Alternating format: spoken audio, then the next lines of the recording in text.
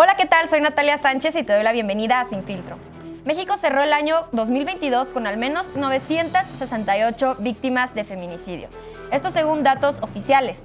Casos recientes han evidenciado la falta de perspectiva de género en las investigaciones llevadas a cabo por las fiscalías, que en muchos casos tienden a revictimizar a las mujeres víctimas de violencia. ¿Qué barreras enfrentan las mujeres para el acceso a la justicia? ¿Por qué es importante incorporar la perspectiva de género en las instituciones de seguridad y de justicia? ¿Cuál es el papel de los medios en la cobertura de violencia de género? Sobre esto y más hablaremos esta noche con 4 jóvenes y universitarias, así que acompáñanos la siguiente hora, no le cambies que ya inicia Sin Filtro.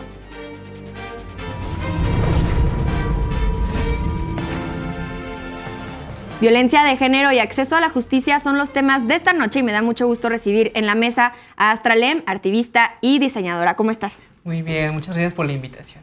Bienvenida de vuelta a Sin Filtro. También está Daniela Méndez, ella es abogada por el CIDE. ¿Cómo estás? Hola Natalia, muy bien, muchas gracias. Bienvenida. También Aranza Flores, ella es periodista especializada en violencia de género. Bienvenida Aranza, ¿cómo estás? Muchas gracias Natalia por la invitación. Bien, y también está Brenda Arias, ella es antropóloga por la UNAM y acompañante de casos de violencia contra las mujeres. ¿Cómo estás? Hola, mucho gusto de estar aquí. Bienvenida de vuelta. Pues bueno, bienvenidas todas. Vamos a empezar a hablar en este primer bloque sobre el contexto de la violencia que atravesamos como mujeres en México.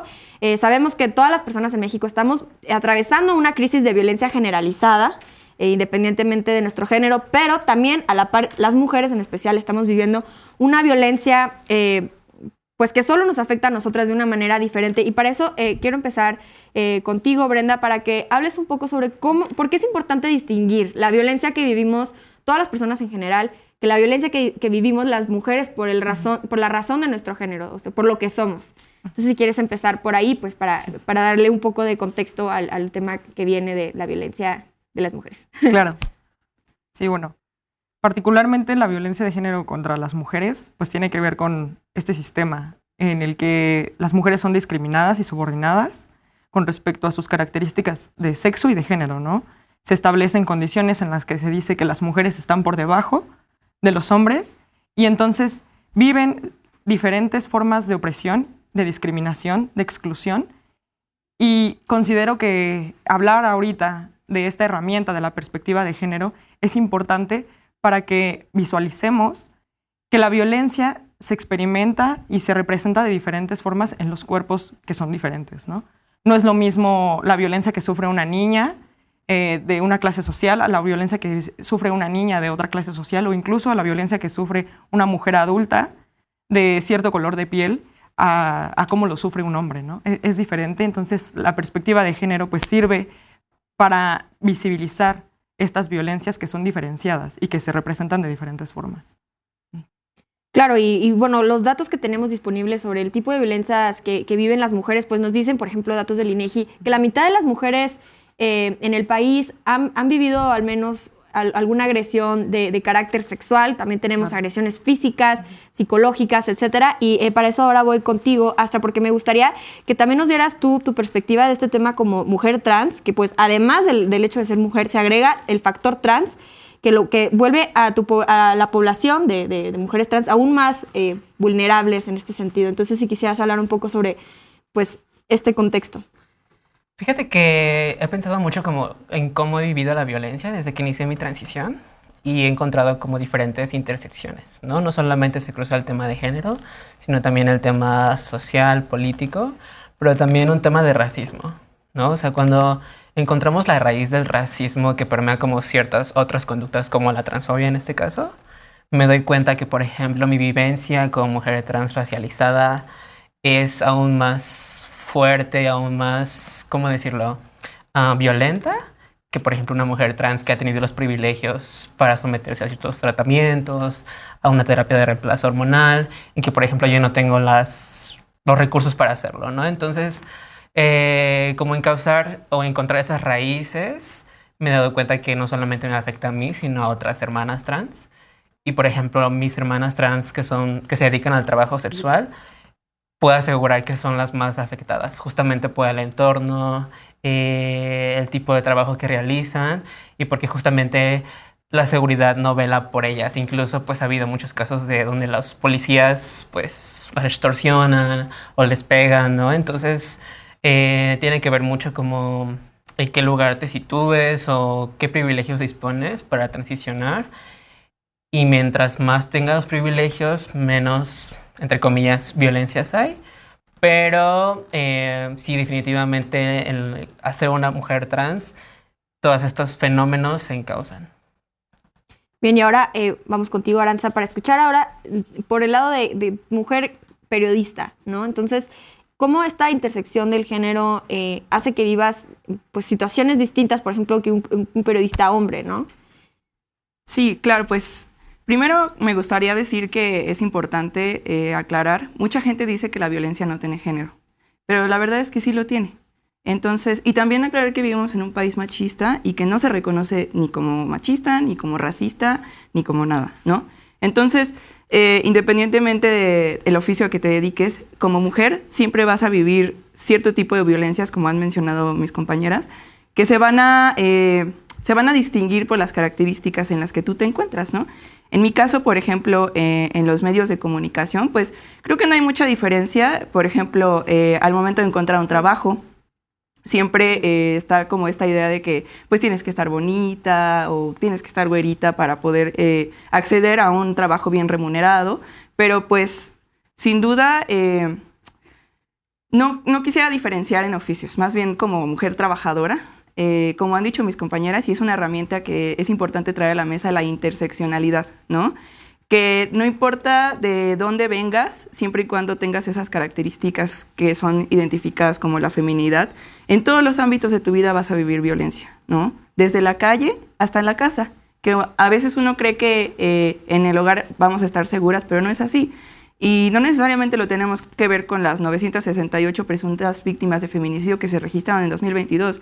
También estamos hablando de que al menos en 25 estados hay declaratorias de alerta de violencia de género, y no solamente por los feminicidios, sino por toda la violencia que va desde un piropo hasta un feminicidio.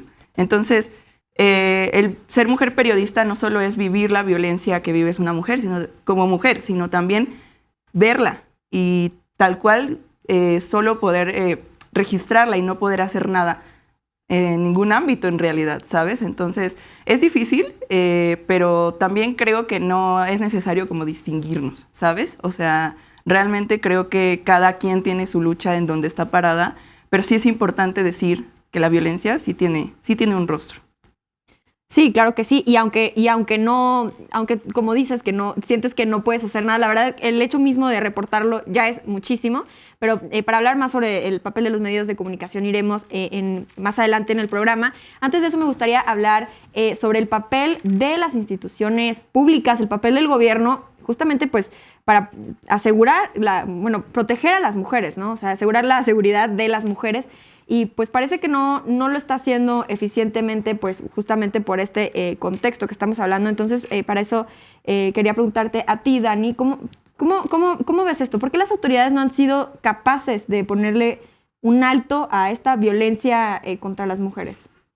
Yo creo que, o sea, si bien colectivos feministas y no todas las mujeres han tratado de visibilizar más ahora todos los tipos de violencias a los que nos enfrentamos, yo creo que en gran medida las instituciones no tienen, en parte no hay voluntad para hacer los cambios para impartir justicia con perspectiva de género.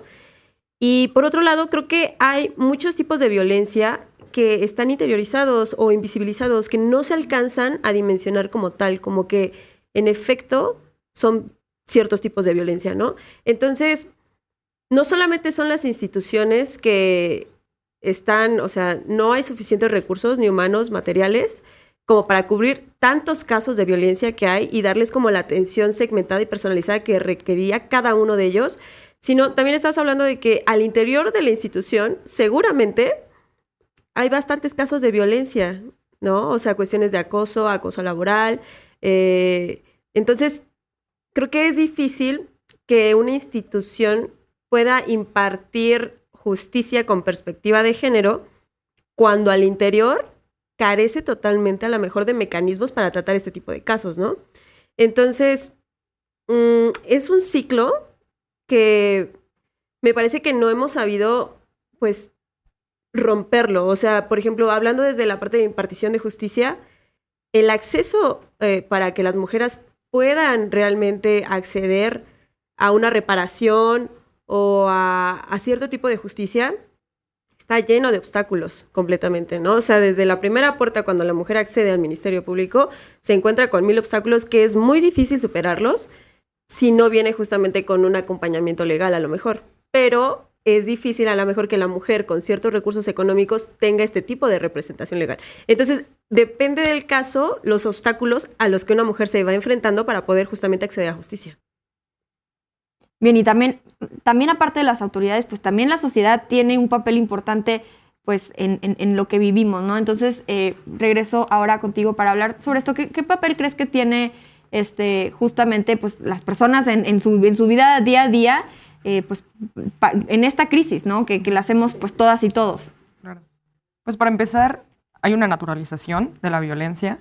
Entonces, lo que sucede es que lo vemos tan cotidiano, lo vemos tan común, lo vemos como si no fuera un problema verdadero, que justamente también los medios de comunicación juegan un papel importante en esa parte. Veíamos los casos de feminicidio de Ciudad Juárez, que son tan nombrados, que justamente son un espacio importante, ¿no? Para hablar del feminicidio en México. Y se vio natural en algún momento, porque en el momento en el que se pusieron los feminicidios de manera pública, también se invisibilizaron. Se invisibilizó que existía un problema porque se normalizó, porque se cotidianizó.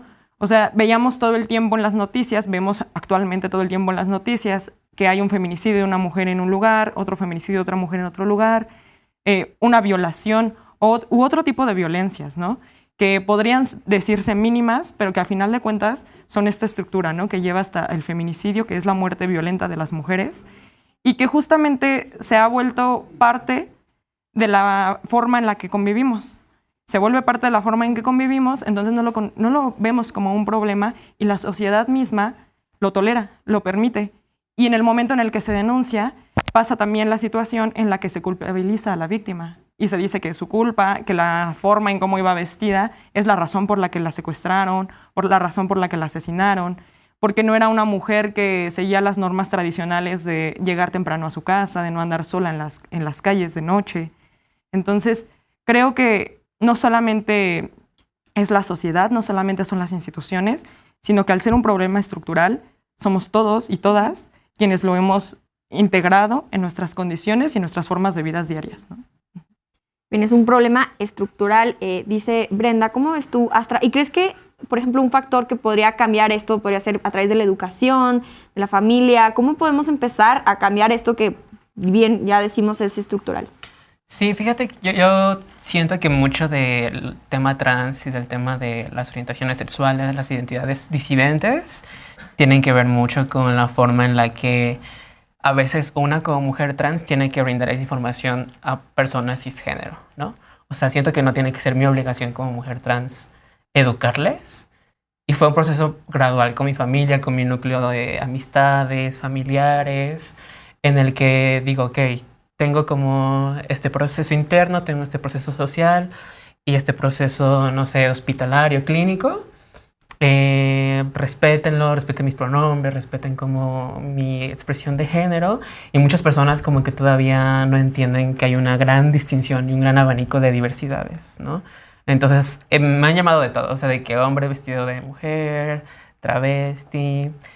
Y al principio me hacía mucho daño, ¿sabes? Y creo que en parte tiene que ver con lo que mencionas, como que llegas a un punto en el que lo normalizas, en el que dices, ya me pasó una vez, esta segunda vez, pues no pasa nada, lo puedo como somatizar, por así decirlo. Pero poco a poco esa serie de violencias van derivando en otras más y más grandes hasta el mayor grado, que es el transfeminicidio, ¿no? Entonces, no solamente es como la participación de la educación, sino también de cómo el receptor la recibe, cómo la interpreta esa educación o esa información y cómo puede como procesarla o expandirla para que su visión no sea solamente como de, esto es una mujer trans, no, porque todas las identidades y transiciones son diversas. Sí, pues definitivamente este tema lo seguiremos hablando en los siguientes bloques. Por ahora vamos a hacer una pausa. Volvemos para seguir hablando sobre la perspectiva de género en las instituciones de impartición de justicia. No te vayas, esto es Sin Filtro.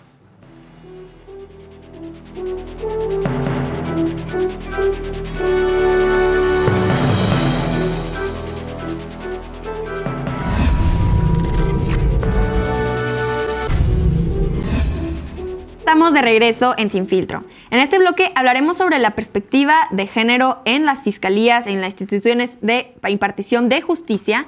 Y bueno, para este tema voy a empezar ahora contigo, Dani, porque me gustaría, pues tú como abogada, que nos expliques por qué es tan importante meter la perspectiva de género en todas las acciones que llevan a cabo las instituciones de justicia, pero pues también las de seguridad. Bueno, como ya habían mencionado, por ejemplo, el tipo de violencia a lo mejor que puedo sufrir yo no es el mismo que puedes sufrir tú, ¿no? Entonces, cada caso se tiene que analizar con sus diferentes características. Entonces, a partir de que, por ejemplo, el Ministerio Público, ¿no?, llega una mujer que va a denunciar caso de violencia familiar, es muy diferente el tratamiento que se le debe dar a lo mejor a una mujer que es indígena, que ni siquiera conoce el idioma español, a una mujer a lo mejor de clase media que llega, no sé, a la delegación Benito Juárez a denunciar, ¿no? O sea, piden medidas de precaución distintas y el tratamiento es distinto en el sentido de que a la mujer indígena de entrada tendría que tener acceso, por ejemplo, a un traductor, ¿no? Y saber qué es lo que necesita ella. A lo mejor es mayor la amplitud de protección que se le debería de brindar. No sé, a lo mejor si necesita recursos económicos, pues representación legal, ¿no?, que a lo mejor no tiene acceso a ella. Entonces, debería de diferenciarse cada caso, sí, pero no en una cuestión de discriminación, no entendiéndolo en ese sentido, sino para tratar de poner a todos en un mismo piso y que pudieran acceder de la misma manera a justicia. El problema aquí es que en México, por ejemplo, la impartición de justicia es difícil, ¿no? O sea, pasas por todo un engranaje donde hay corrupción, donde hay impunidad. Entonces, sortear todos esos obstáculos, a mí me parece que es mucho tiempo, son muchos recursos, y creo que, por ejemplo, hay ciertos casos de violencia contra las mujeres donde lo que la mujer necesita es que se tomen medidas ahora, ¿no? Y es como de, bueno, pero tenemos que iniciar una investigación y esto nos va a tomar, por ejemplo, si desaparece la persona, 72 horas. Entonces, son horas cruciales donde se necesitan tomar medidas urgentes, pero como no se le da justamente este tipo de tratamiento de perspectiva de género, pues o se complican los casos o ya no estás accediendo al mismo tipo de justicia. No vas a obtener el mismo resultado porque a lo mejor ya tienes daños importantes por toda esa dilación de tiempo. Claro, ¿qué otras barreras ves tú, Aranza, al acceso a la justicia de las mujeres? Bueno, primero me gustaría empezar diciendo que justicia es que ninguna mujer muera por ser mujer, sea cis o trans. Eso para empezar, ¿no? Y luego, como mencionaba mi compañera, la justicia en México per se es complicada, ¿no? Tenemos altísimos índices de impunidad, pero en el caso de la justicia para las mujeres es todavía mucho más complicada, ¿no? Por ejemplo, de 838 víctimas del 2021 de feminicidio, se obtuvieron solo 454 sentencias condenatorias por feminicidio. Esto quiere decir que no todos los casos que primero se denuncian, se procesan, llegan a una sentencia. Y a veces eso ni siquiera te garantiza que obtengan acceso a una justicia. Porque también, como hemos estado platicando, no es la misma justicia para mí que para Astra, por ejemplo, ¿no? Cada víctima tiene un contexto muy específico y creo que el primer paso que debe de tener el país y las instituciones de justicia es capacitar a su personal. Porque muchas veces la verdad es que los primeros en criminalizarte son las mismas autoridades que te deberían de proteger. Entonces, pues ya de ahí ni siquiera puedes llegar y poner una denuncia, porque quien tiene la culpa eres tú. Luego, estamos hablando de una reparación del daño. Un feminicidio no se va a reparar. Y lo peor es que, además de ello, de que no tuvieron en mente la prevención de ese delito, que eso también es otro tema muy importante, que no existe, dejan de lado quienes sí se quedan, que son las familias. Las familias realmente se quedan buscando justicias por sí mismas, ya ni siquiera las instituciones.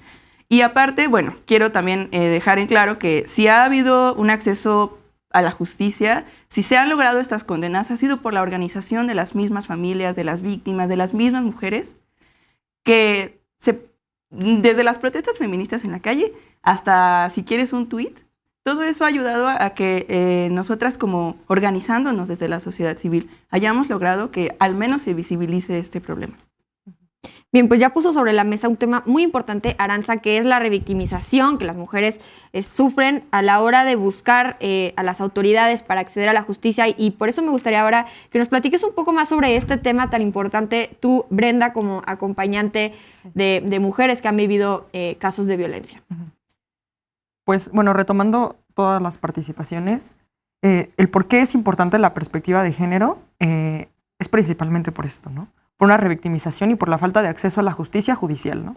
A una falta de verdad, a una falta de memoria, a una falta de verdad que cuando una mujer muere, dicen que se suicidó, ¿no? Entonces, todas las mujeres suicidadas en las carpetas de investigación, todas las mujeres que sufrieron un accidente después de una muerte violenta, son víctimas de feminicidio, al menos la mayoría, ¿no?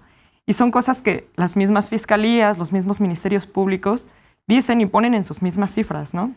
¿Por qué es importante la perspectiva de género? Porque hay relaciones de poder que justamente se manifiestan en otros espacios, que es en el derecho, que es en un ministerio público, que es en una fiscalía, que es en una audiencia para una sentencia de cualquier tipo de violencia contra las mujeres. Entonces, lo que sucede aquí es que buscamos que la perspectiva de género dé esa equidad para lograr una igualdad. Es este escalón, o sea, este escalón en el que nos encontramos nosotras, pero abajo, ¿no? Y la perspectiva de género ayuda a subir ese escalón para que nos encontremos en un nivel de equidad y no tengamos que pasar por estos procesos que son criminalizantes, ¿no? En donde se nos pregunta, ¿por qué salías a esta hora de la noche? Entonces esa es la razón por la que te sucedió lo que te sucedió, ¿no? Es necesario el acompañamiento en ese tipo de casos porque pasan estas cosas, ¿no? En los ministerios públicos, en muchas ocasiones sucede que ni siquiera se lleva el proceso como debería. Existen diferentes etapas en un proceso judicial, ¿no? Entonces, desde el primer momento en el que pones tu denuncia, el Ministerio Público te está diciendo que ya no pasa, que ya no procede, cuando debería de haber un proceso más amplio. El momento en donde te dicen que ya no procede o que tu agresor o tu agresora no es culpable, tiene que ser en un proceso más adelante, no en la creación de tu carpeta de investigación. Esta es la necesidad que las madres, que las familias o que las mismas víctimas generan al buscar un acompañamiento, es en respuesta a lo que las autoridades no hacen. Entonces las mujeres se organizan desde otros espacios para acceder a la justicia y, como Arantxa lo mencionaba, ¿no? La justicia es que las mujeres no sean asesinadas, pero la justicia también es que existe una sentencia, pero la justicia también es que se reconozca que a su hija, de una madre de víctima de feminicidio, la asesinaron, ¿no? Entonces es el acceso a la verdad, el acceso a la memoria, el acceso a una reparación del daño, el acceso a una justicia significativa, que es más amplia, ¿no? Esa es la importancia del acompañamiento de las mujeres, también tiene que ver con eso, con que ellas amplían el significado de la justicia con las muchas otras acciones que hacen, desde ir afuera de una audiencia a poner la foto y el nombre de sus hijas, porque muchas veces sucede esto, ¿no? Son cifras. ¿Y qué ha sucedido? ¿Por qué las madres y las víctimas tienen esta idea de no hablar de las mujeres asesinadas como cifras? Pues es precisamente por esta naturalización que se ha hecho y porque los medios de comunicación no han ayudado a visibilizar. O sea, es lo menos que han hecho, ¿no? O sea, sí se habla de que existen cierto número de personas asesinadas, pero al ser las noticias que producen solamente productos de consumo rápido, o sea, una noticia rápida en la que te están diciendo, sí, encontraron tantas muertas, ¿no? En cierto lugar, pero se olvida el nombre y la cara de la persona que fue asesinada. Entonces, las personas que escuchamos alrededor esa noticia, dejamos de vivirla en nuestra propia experiencia y dejamos de sentir que son personas. Sí. Entonces, parte de la memoria y de que las madres se organicen es eso, poner el nombre de sus hijas para que nosotras, las personas que estamos alrededor y que vemos esas noticias, sepamos que no son solo cifras, que son mujeres con proyectos de vida que fueron arrebatados, ¿no? Y que no solamente por el agresor, sino por la sociedad que lo permitió y por las instituciones que no hacen nada al respecto. Sí, ya dedicaremos todo el próximo bloque para hablar sobre el papel de los medios, porque definitivamente es un tema muy importante, pero quedándonos un pasito atrás en el tema de las fiscalías, que bueno, la verdad, últimamente hemos visto muchos casos que se han vuelto muy mediáticos en los que las fiscalías, justamente como decías, estos feminicidios casi que evidentes, salen las fiscalías a dar una versión totalmente, pues que parece inverosímil, que parece sin pruebas, etcétera. Y esto parece que solo es la punta del iceberg porque son los casos más mediáticos. ¿Qué pasará con todos esos casos que no llegan a la televisión, que no llegan a las primeras planas? Y bueno, también quería conocer tu opinión sobre este tema, Astra, antes de pasar, claro, a la parte de los medios. Fíjate que ayer reflexionaba sobre las etiquetas y las categorías. Y un amigo me decía, oye, ojalá no existiera la etiqueta trans, ¿no? O sea, siento que nos beneficiaría a todos. Y yo así de, no, tengo derecho a ser nombrada, tengo derecho a existir, ¿sabes? Y hablando justamente de la invisibilidad que se le ha dado a los casos, a los transfeminicidios, pues un caso muy famoso aquí en la Ciudad de México fue la muerte el transfeminicidio de Paola Buenrostro, hermana de Kenia Cuevas, una activista trans muy reconocida aquí en la ciudad. En ese entonces, y me parece que hasta ahora, la mayoría de los estados no tienen tipificados los transfeminicidios y se trataban como homicidios. Entonces, me acuerdo mucho que Kenia Cuevas decía como, ni en vida ni en muerte nos pueden dar un trato digno a nuestras identidades. Y cuando dijo eso, yo me quedé así como en shock, ¿sabes? Porque es como, claro, para hacer tu trámite de identidad es un proceso, pero cuando mueres, ¿cómo te enfrentas ya? O sea, bueno, obviamente no en ningún proceso, pero tu entorno, tus familiares, la sociedad, tiene que enfrentarse a esas faltas, ¿no? Entonces, en 2021, la Fiscalía por primera vez reconoció que había cometido un error, primero por la no tipificación de transfeminicidio, pero también por otras faltas que se habían cometido cuando sucedió el delito. Obviamente hubo como una repartición y un resarcimiento de daños, pero también digo, ¿hasta qué punto nosotras tenemos que unirnos en colectivo para que esto suceda? Kenia Cuevas estuvo día tras noche por 5 años para que la Fiscalía reconociera esto, pero imagínate si no hubiera estado día y noche ahí. O sea, me resuena mucho estos como procesos colectivos que tenemos que organizar nosotras para que se nos reconozca, para que exista justicia, para que se nos trate con dignidad. Y pues afortunadamente ahorita ya está tipificado transfeminicidio en el Código Penal, pero también, por ejemplo, Kenia Cuevas está trabajando de mano con la policía, con los medios agentes para que exista como un protocolo específico para personas trans, ¿no? Pero pues esto solamente pasa en la ciudad. ¿Qué pasa en otros estados?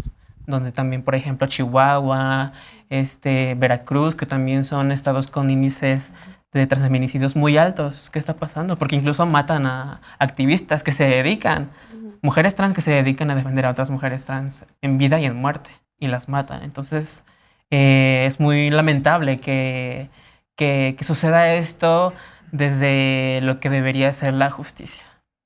Claro que los pocos casos que alcanzamos a conocer, porque escalan en lo mediático, incluso ahí vemos demasiadas faltas. ¿Qué pasará con pues todos los demás casos? ¿Qué nos habla del contexto de todo el país? Y como dices, en otras zonas del país que están un poco más marginadas, quizás zonas rurales, ¿cómo estará? Bueno, definitivamente es un tema que tenemos que seguir hablando. En este espacio también admiramos mucho la lucha de Kenia Cuevas. Seguiremos hablando sobre este tema. Vamos a empezar a hablar en el próximo bloque también sobre justamente el papel de los medios de comunicación, en cómo comunicamos este tipo de noticias, de que evidentemente se tienen que cubrir, pero esto no significa que no haya que no estemos exentos de incluir la perspectiva de género en cómo lo hacemos. No te vayas, esto es Sin Filtro.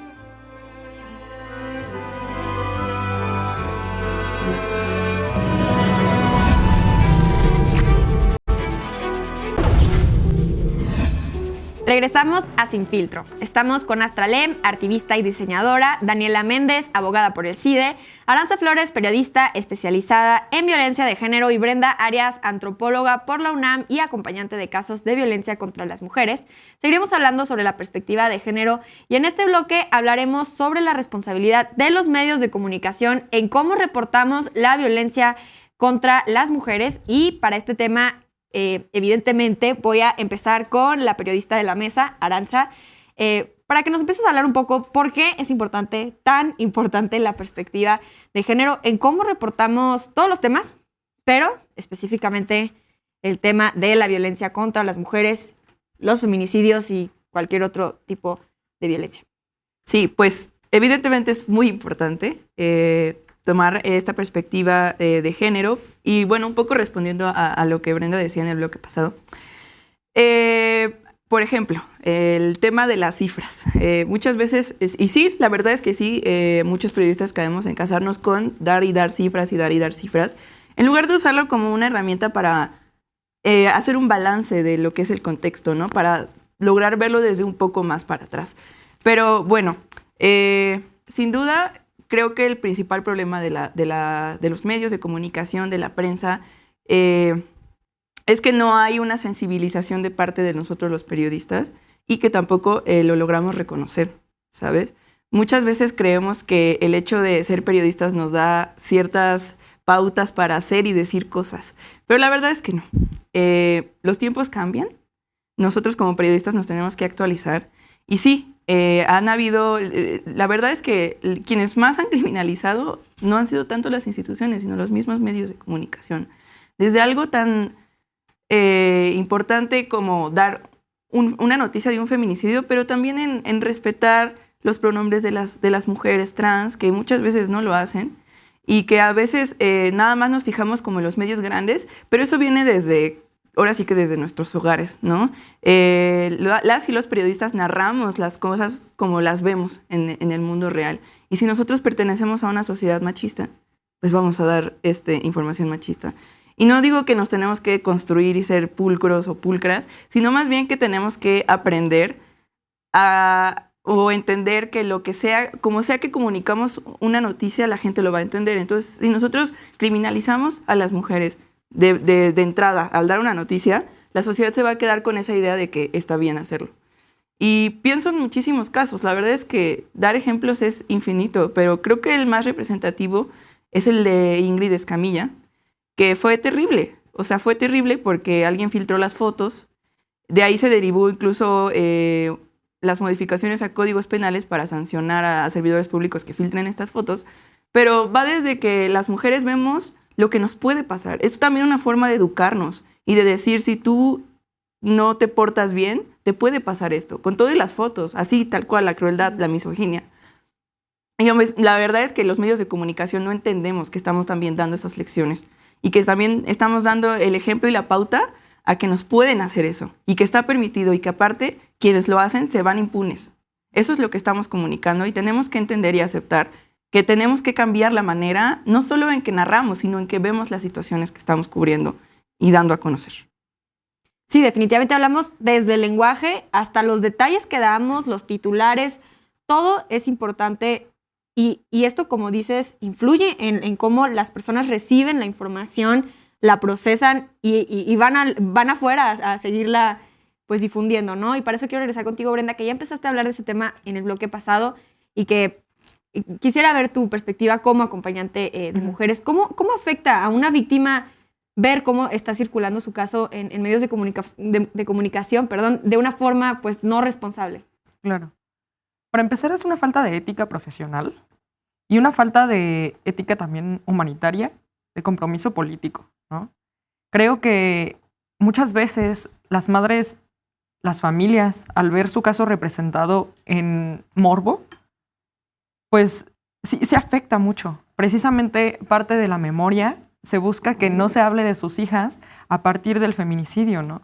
A partir de las imágenes filtradas donde se ven los cuerpos torturados, los cuerpos lesionados de las mujeres, sino que se representa la información de diferentes formas con una ética política y también una perspectiva feminista de género en donde se entienda que las mujeres tienen una vida y que no tienen por qué ser representadas de esa manera en los medios de comunicación, ¿no?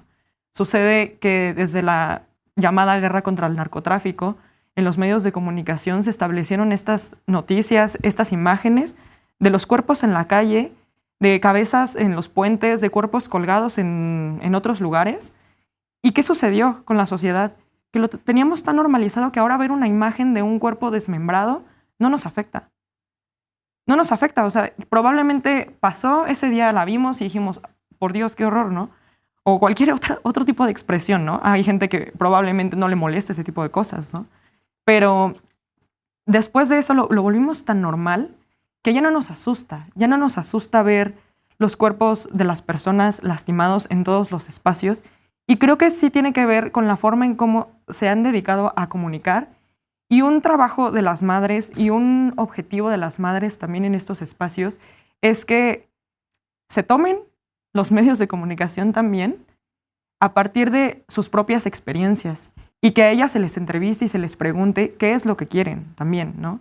Hablaba Araceli Osorio, la mamá de Lesbi Berlín, una compañera que fue asesinada en las instalaciones de Ciudad Universitaria en el 2016, me parece. Ella decía, tenemos que cambiar los medios de comunicación. Muchas compañeras feministas dicen, es que no queremos que manden hombres fotógrafos y hombres periodistas a cubrir a las marchas, pero a final de cuentas volvemos a esta brecha de género en donde a quienes contratan en su mayoría como periodistas, como fotógrafos, son a los hombres. Pero ella decía, no, es que no tenemos que solamente llevar a las mujeres a las marchas, tenemos que hacer que nuestros compañeros que también conviven con nosotros en esta sociedad transformen su forma de ver, transformen su forma de comunicar, para que al final de cuentas todos y todas comuniquemos de formas más éticas y más responsables con la sociedad, con las víctimas, ¿no? Entonces, se trata de que esta perspectiva de género de la que hemos hablado tanto se meta en todos los espacios, se meta en los medios de comunicación, se meta en el derecho, se meta en la educación, se meta en todos los espacios posibles, porque a final de cuentas la apuesta de los feminismos, la apuesta de los movimientos de mujeres organizadas, que no se asumen como feministas, pero que están luchando también día a día contra la violencia, pues sea esta, ¿no? Transformar la sociedad, porque a final de cuentas esa es la apuesta del movimiento social, ¿no? Bien, y ahora, Dani, hablar sobre cómo crees tú que la solución para este tipo de, pues de notas, de contenido que es totalmente, pues vulnera los derechos de las mujeres, debería ser castigado a través de sanciones? Parece que hay una ley que obliga a la Secretaría de Gobernación pues asegurarse de que no se vulneren los derechos de las mujeres en la cobertura de medios de comunicación, pero no define sanciones específicas, lo cual pues deja un vacío. Pero si tú crees que esta es la vía para hacer lo que se sancione a este tipo de notas, este tipo de medios que difunden imágenes, que además hasta obstruyen el proceso de justicia. No creo que la única vía sea por la vía legal. O sea, no me parece que siempre sea la vía más efectiva, por justamente todo este tipo de obstáculos que ya te había platicado. Creo que sí es adecuado que existan sanciones, pero el problema no es generar como más leyes o reformar, sino realmente creo que el problema del sistema de justicia en México es en gran parte en la ejecución, ¿no? Entonces, por ejemplo, está la ley Olimpia, pero lo que se necesita muchas veces cuando hay contenido, por ejemplo, íntimo, privado, de una mujer que se sube a redes sociales, lo que ella quiere al inicio a lo mejor es inmediatez. Yo necesito que bajes ese contenido. Y es como es que no puedo bajarlo ahorita, la fiscalía no lo puedo bajar ahora porque necesito un periodo para investigar, ¿no? Entonces, es muy difícil realmente, por ejemplo, en medios de comunicación, que una mujer pues pueda acceder a sus derechos ARCO, ¿me entiendes? O sea, porque por la inmediatez de Internet, cómo se difunde ahora la información, que realmente quién es el propietario de tu información, para qué la está usando. Entonces, es muy difícil cancelar todo este tipo de información, es muy difícil poder acceder, por ejemplo, al derecho al olvido. Entonces, regular Internet en estos temas de género me parece difícil, pero no es para nada tirar en saco roto la idea de, pues sí, presentar cierto tipo de regulación al respecto, ¿me entiendes? Sin embargo, yo creo que el tema principal es en la parte de ejecución, ¿no? De qué tan rápido se mueve la autoridad, qué tan rápido se abre la carpeta de investigación, qué tan rápido se toman medidas, por lo menos precautorias. Entonces, en ese sentido, sí es indispensable, pero hay que también considerar como las lagunas legales, ¿no? Que puede ocurrir. Claro, y sí, sin duda, al final del día, pues también hay todo un mercado de personas que consumen este tipo de noticias. Astra, ¿cómo ves tú este tema? Hablando como de los medios de comunicación y las redes sociales en cómo dan cobertura o cómo abordan temas de diversidades, de disidencias, yo me he percatado mucho que, por ejemplo, la transfobia no solo ha penetrado espacios jurídicos, espacios donde la justicia debe proveerse, sino también espacios académicos o espacios, ¿cómo decirlo?, donde hay una balanza y el poder está como a su favor, por así decirlo. Y siento que, por ejemplo, en el feminismo trans excluyente ha habido una ola muy fuerte de transfobia y que muchas veces, por ejemplo, se ha importado mucho de los discursos del Reino Unido, de Europa en general, y que muchas veces no son conscientes de que esos discursos de odio, porque llámenles así, discursos de odio, derivan en acciones que probablemente tienen el potencial de convertirse en transfeminicidios. Entonces, claro, cuando una persona dice, no, es solo una opinión, es como de, no, mi amor, es un discurso de odio porque está grabando contra la vida de una persona, contra su identidad, contra su orientación sexual, etc. Y, por ejemplo, yo me he dado cuenta que en redes sociales, específicamente Facebook, cuando los medios como más mainstream, por así decirlo, dan alguna cobertura de algún tema trans, sea como de muerte o entretenimiento, etc., siempre vas a ver los comentarios o las reacciones como de burla, claro, de odio. Pero me he dado cuenta, he hecho como un análisis cuantitativo ahí medio investigado, y me he dado cuenta que los medios incluso promueven que eso suceda porque los contenidos son monetizables. Entonces, mientras más dinero tenga, mientras más ridiculice a una persona trans, tengo como más ingresos, ¿no? Pero eso a la larga permea otras esferas de nuestras vidas como mujeres trans. Y pues no me parece justo, ¿sabes? Que mi vida o mi vida sea monetizable para una corporación, para un medio. Ahí está como los códigos éticos, los códigos pues que no se están como acatando, ¿sabes? Claro que sin duda las identidades no están a discusión ni en este espacio y no deberían de estarlo en ningún espacio. Vamos a hacer una última pausa, pero volvemos a un bloque del programa para las conclusiones. No te vayas, esto es Sin Filtro.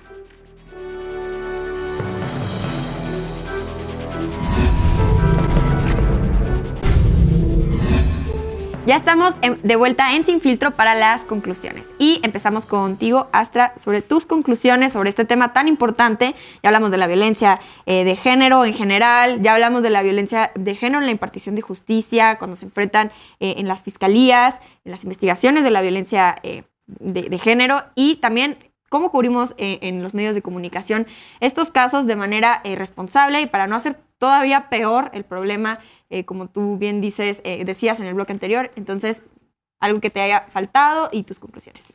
Me gustaría iniciar diciendo, la transfobia no se debate, la transfobia se combate.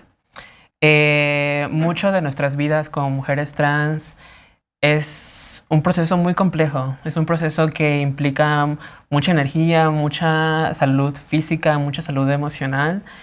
Y yo salir, o mis hermanas cuando salen, cuando se viven plenamente, o quieren vivirse plenamente, y nos encontramos ante un sistema, ante una estructura machista, una estructura racista, clasista, que poco a poco nos va limitando, que poco a poco nos va quitando oportunidades económicas, laborales. Ahí es cuando los problemas poco a poco terminan con nuestras vidas, ¿no? Y me gustaría como recalcar que los transfeminicidios son la prueba más grave de las violencias que vivimos las mujeres trans. Es muy... en el 2020, me parece, la cifra ha ido aumentando desde ese entonces. México es el segundo país de la América Latina con mayor índice de transfeminicidios. Estamos justo detrás de Brasil. Y creo que eso nos da como un dato, ¿sabes? Como hay que poner ojo en esa información, porque justamente no se trata como de cifras. Al final del día son personas, son mujeres las que están siendo asesinadas. Y es grave que muchos de los patrones en los que las mujeres trans somos asesinadas o fueron asesinadas son iguales, ¿no? Donde no solamente hay hay como violencias, torturas, abuso sexual incluso antes de ser asesinadas. Y definitivamente el sistema judicial, el sistema penal tiene que hacer un gran esfuerzo.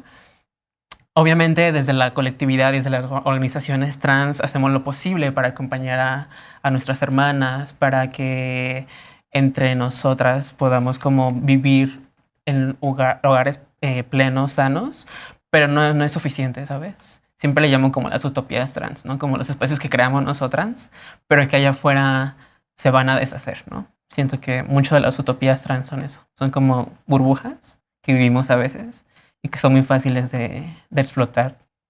Pues ojalá esa burbuja se haga cada vez más Totalmente. grande. Ahora es tu turno, Dani, tus conclusiones. Bueno, es que escuchándola yo digo, estamos en deuda. El sistema de justicia mexicano yo creo que está en deuda con las mujeres justamente para impartir justicia, ¿no? Entonces, yo creo que, o sea, sin duda, si una mujer quiere acercarse al aparato de justicia, interponer una denuncia y pasar por todo el proceso, está perfecto. Pero yo creo que también, o sea, no se le puede quitar protagonismo e impulso que ha dado completamente organización civil, ¿no? Que sin su ayuda, por ejemplo, no se llevarían los casos hasta donde se logran, a los medios de comunicación, que muchas veces sirve para mediatizar un poco el caso. Y sabes que eso sí le mete a la mejor presión, ¿no? Presión a las autoridades para que resuelvan, para que cumplan en los plazos. Entonces, no quito el dedo del renglón, el que, por supuesto, se puede acceder a la vía legal, pero me parece que sí es mucho trabajo como atrás del escenario por parte de los familiares, organización civil, medios, y tristemente que sea así, para poder acceder y tener efectivamente justicia para las mujeres. Por ejemplo, justo lo que decía, ¿no? O sea, ¿qué reparación del daño le puedes dar a una madre que su hija fue víctima de feminicidio? ¿Cómo vas a recomponer eso? ¿Cómo vas a darle de nuevo a su hija? Es imposible. Pero a lo mejor pueden existir medidas de no repetición que podrían ayudarles, ¿no?